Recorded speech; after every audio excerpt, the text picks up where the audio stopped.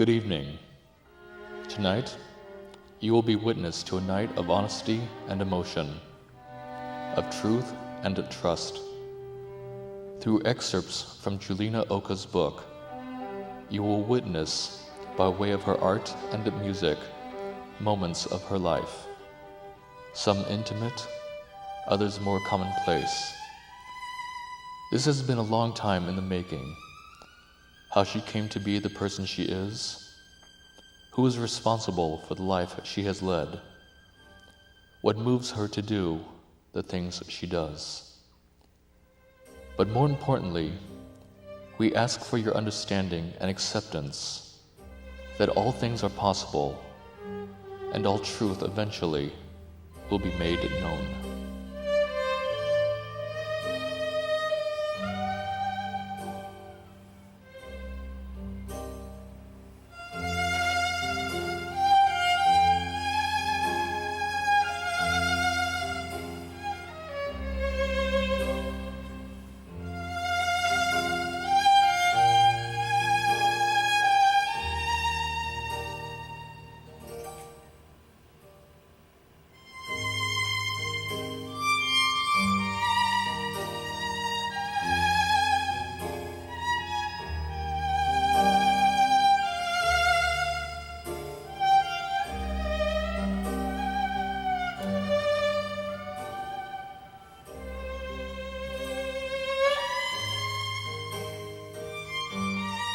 From Preface.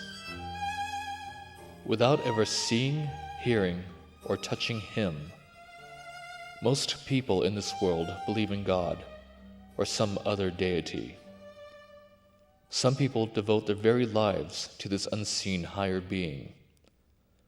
But what if one's spiritual odyssey is motivated by other forces, other phenomenon, namely extraterrestrials?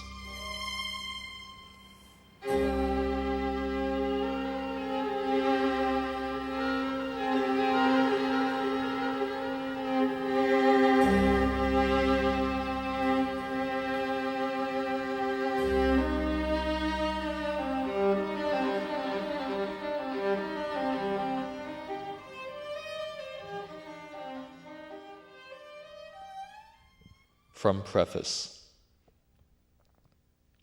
It has been said that the facts often distort the truth, and the truth can, at times, be stranger than fiction. Such is my story.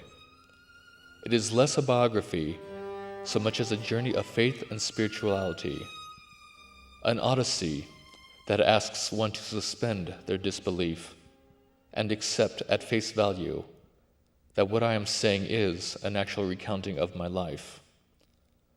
Some may dismiss it as a dream, others as the ranting of a crazed woman. I don't care. It happened.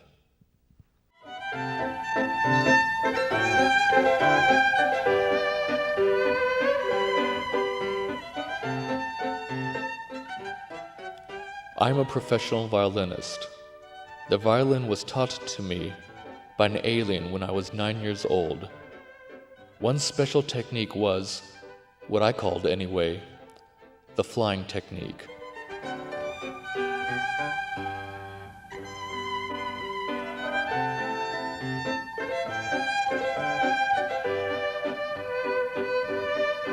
From Chapter 11.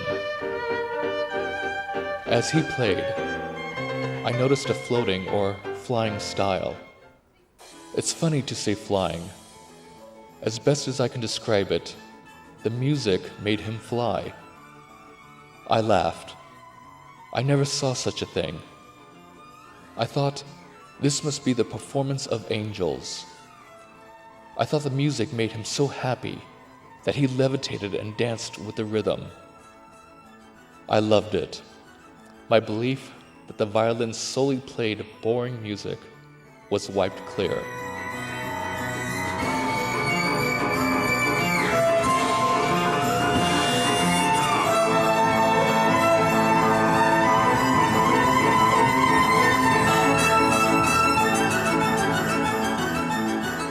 It was fascinating. He played with joyous abandonment, unencumbered by the formality of the classical instrument. His gown sparkled and fluttered when he danced, an array of shooting stars, like a display of fireworks on the 4th of July, like the night sky set into motion. This was entertainment. In that moment, an idea came to me for a future performance. It became a seed, but remained for a long time inside of me.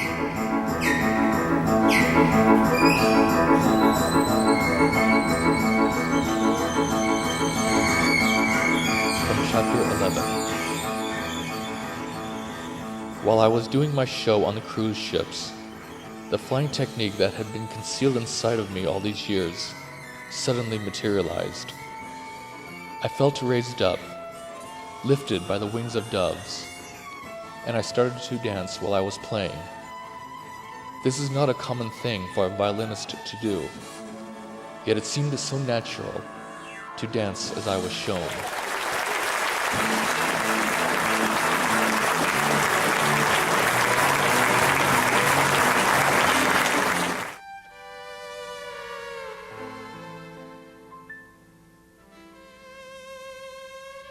From Chapter 24. My date Rudy and I sat outside in a grape garden in a Hungarian restaurant. Overlooking the Vienna hillside was like looking at a painting, serene and calm. The yellow and red colors of the trees were so bright. We were holding hands and looking at the sunset. The sky started to change to rosy pink. It was a picture-perfect evening. Something you only read about in romance novels.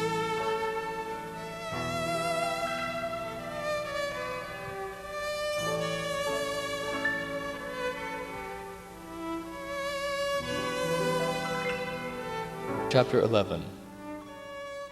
In that moment, I heard music playing. A violin. My heart skipped a beat. That nostalgic sound stole all my attention. What I heard was the music I'd forgotten for so many years. Music from some far-off place, yet playing here, now. Something deep inside of my heart had awakened. I needed to know the origin of this mellifluous sound, to understand what I had forgotten for so many years. He played with extreme sentimental feelings that I identified as human feelings. I wondered, how can he play with human emotion, yet not be human? The music I was listening to was a different kind of music, one that I never heard before.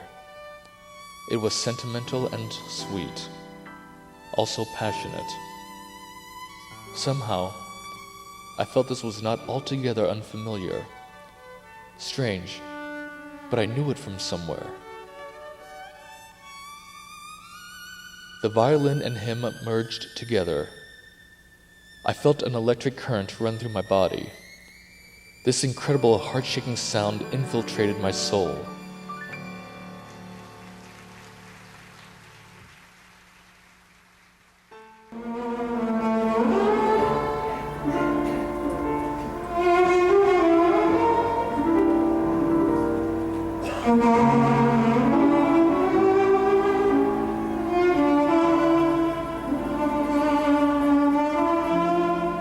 From Chapter 31. Their presence had such an impact. Their influence was so strong, I could not imagine life without them. I think of the one alien, my tutor, and how he took me under his wing, how much I longed for him, missed him terribly so. It was only now that I realized I'd fallen in love with him. As strange or perverse as it may sound, I did genuinely love him, as much as I could love any human.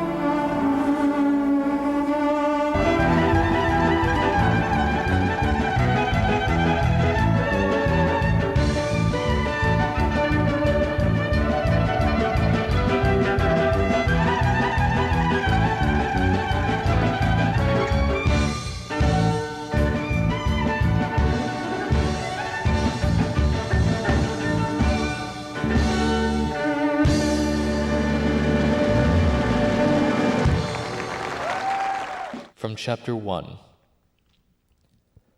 My life was filled with all kinds of strange events since the first alien appearance in Japan. I was only 8 years old then. For the next 4 years, they would periodically return. But after they left me, various small miracles, which cannot be explained, began to happen in my life.